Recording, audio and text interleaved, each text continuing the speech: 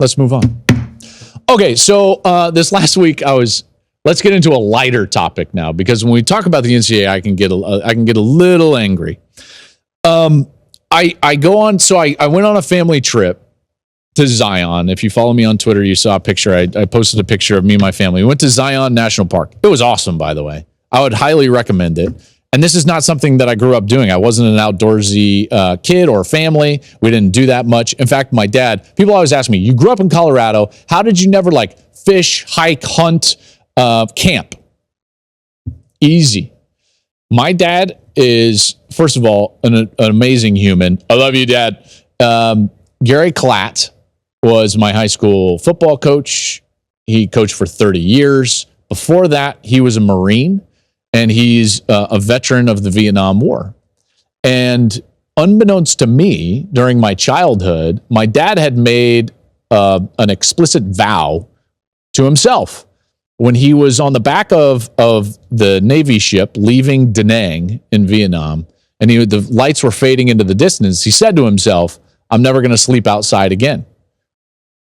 And I'm like, yeah, totally get it. So we didn't go camping as a kid. But now I'd like to take my kids out and enjoy some of that. I'm a fish out of water, folks. So I don't really know what I'm doing. I don't know the gear I'm supposed to have. I'm hiking around, air quotes, because to me, it's always been just like walking on dirt. I'm just in my jogging shoes, right? And then I'm realizing oh, wait, there's some elevation here. And I'm slipping around. And now I get it why everyone buys, again, air quotes, hiking shoes. So anyways, went to Zion with the family. It was awesome.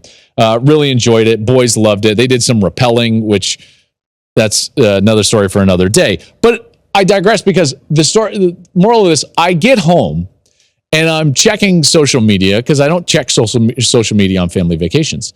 And there's this tweet that says top 10 quarterbacks in college football, according to Joel Klatt. And I was like, well, that's funny. I don't remember producing a list. And sure enough, I was like, definitely not my list. Definitely not my list. So I don't know what you've seen online, but I'm here to give you my actual top 5 quarterbacks going into the 2023 college football season. So here we go. I'm going to go 5-1, even though I don't think that there's a lot of suspense at number 1. But you know what? That's okay. Let's go with number 5 to begin with. Jordan Travis, Florida State. I really like Jordan Travis a lot. Dual threat guy. He's experienced. I really like the way he played late last season, the momentum that they garnered. Now, if you've listened to this show at all, you will have also heard me say wasn't against the greatest competition, which is true. So there's a bit of a wait and see for me with this Florida State team, but not necessarily with their quarterback. I really believe in Jordan Travis. He's a good player. He has a strong arm, like his mobility. They're going to need him to play his best right away. And if he's at his best right away, then he's going to have a chance at a Heisman Trophy, and Florida State is going to have a chance to be knocking on the door for a college football playoff spot, because their toughest 2 games are 2 of the first 4 games of the season. They open with LSU. That's a team that I think is better than Florida State. And then in week 4, they have to go to Clemson, and Clemson has owned Florida State for the better part of the last almost decade in the ACC, and that's a tough place to win. I think Florida State loses both of those games, but I could be wrong. And the only way that I would be wrong is if this guy, my 5th quarterback in the nation, plays lights out early in the year, and he's going to need to for them to be at their best. Number 4, I'm going up to the Northwest and going Bo Nix. You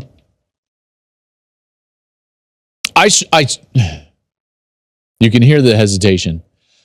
I like Bo Nix a lot. At the beginning of last year, I would not have put Bo Nix in this spot, but he just played so well last year. Oregon, in large part offensively, even though they were a running team, it was Bo that was putting them in the right position, making big plays down the field. His experience in that offense was huge for that team. His maturity as a leader was huge for that team. for this year, like, I do think that he can have a similar year. But the question for me is, can he replicate what was essentially a fabulous season from a year ago without his offensive coordinator and without 4 of the 5 starters on the offensive line in front of him? That's a question. Kenny Dillingham, his offensive coordinator, went to Arizona State as the head coach. If you know the history of Bo Nix at all, you'll know that his best 2 years as a college quarterback, one at Auburn in his first year, and then his first year at Oregon, both were with Kenny Dillingham as his coach on that offensive side. So now he doesn't have him. So what does it look like? Now, the experience, at least in my estimation, suggests that he should be fine.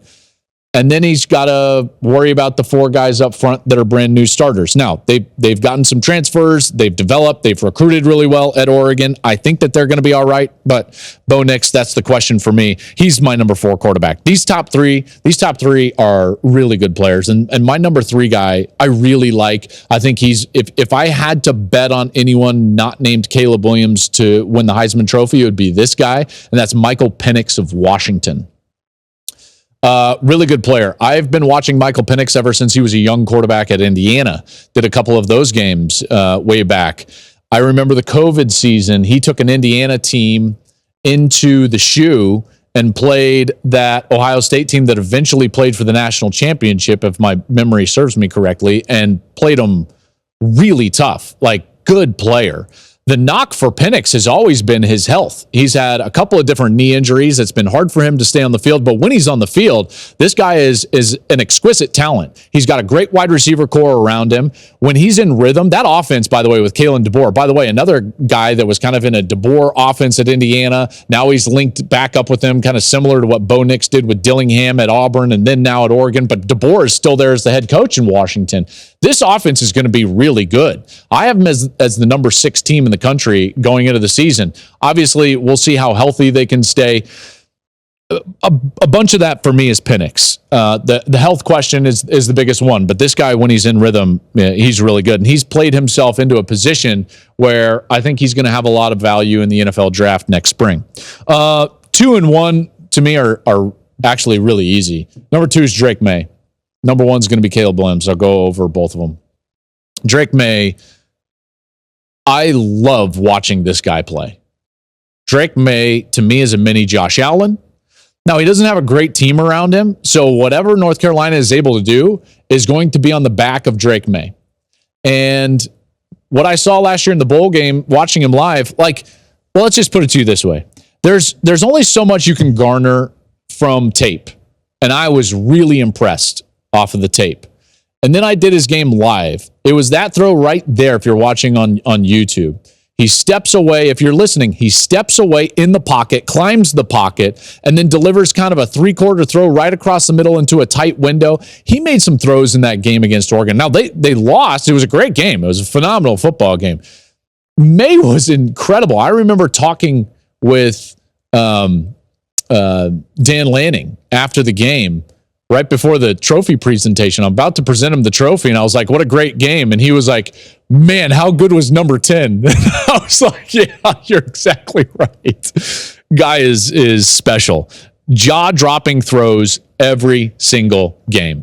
Can't wait to watch him play this year. And number 1's Caleb Williams. He's the closest thing that we have in football, any level, to Patrick Mahomes, who's the best football player on the planet right now.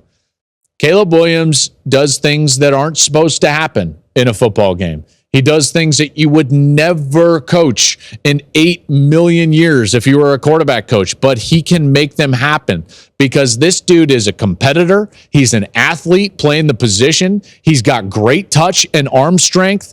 He's an absolute savage when it comes to his desire to make a play when he's scrambling around, and that's when he's at his best, by the way. Similar to Mahomes, when he actually breaks the pocket. Listen, he's great in rhythm. We all know that. But when he actually gets out on the run, he becomes almost more accurate. The throws have almost more velocity, and they can come from every single angle. Love Williams. Closest thing to Mahomes that we have in football. Can't wait to watch him play this Saturday. And any quarterback list that doesn't have him number 1 going into the season is not a real list. So there is my real list. If you're wondering, who are the guys that I was debating on, to go on the list. There were a few names. I want to shout out Michael Pratt, the Tulane quarterback. I think he's a really good quarterback. I think he's probably the best group of 5 quarterback out there. I considered guys like Cam Rising at Utah. I think he's an underrated player that has led them to really good top-end success, winning the conference, going to 2 straight Rose Bowls. I hope that he comes back healthy from that knee injury that he suffered against Penn State. And remember, Utah averaged 38 points per game last year, so that was pretty impressive. J.J. McCarthy, I considered J.J. McCarthy in this. I considered a guy like Drew Aller, Jaden Daniels. There was a lot of guys that I considered, and that's the 5 that I dropped. So that's my official top 5 quarterbacks. Not what the internet suggests. By the way, like, if you see anything on the internet that doesn't say Joel Klatt Show or from my Twitter, it's not from me. Because this is where you get all of my thoughts. The other, like, if it doesn't say that, if it just says according to Joel Klatt, not from me. It's a lie.